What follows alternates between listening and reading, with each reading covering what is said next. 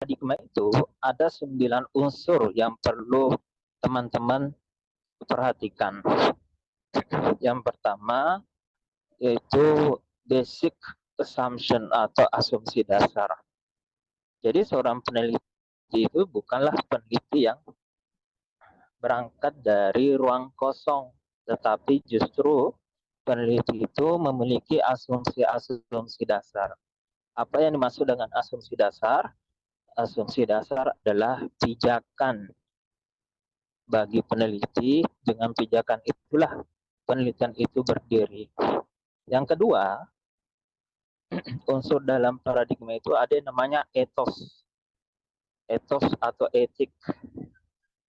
Jadi seorang peneliti itu pasti memiliki etika yang diyakini.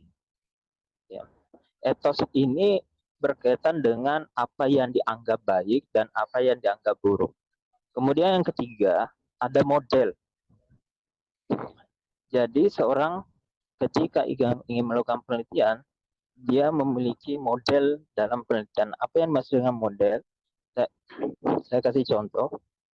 Ketika Anda ingin mengkaji tentang kebudayaan, maka Anda memodelkan kebudayaan itu seperti apa. Misalkan seperti organisme.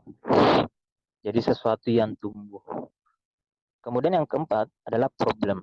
Nah, problem ini, masalah ini harus dimunculkan. Kemudian yang konsep. Nah, konsep atau teori di sini digunakan sebagai sumber pengetahuan peneliti untuk melihat, menganalisis data yang dikumpulkan.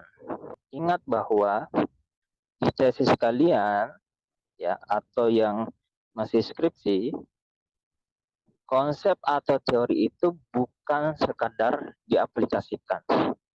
Tetapi apa? Tetapi konsep atau teori yang digunakan itu dibentuk dengan data yang Anda kumpulkan.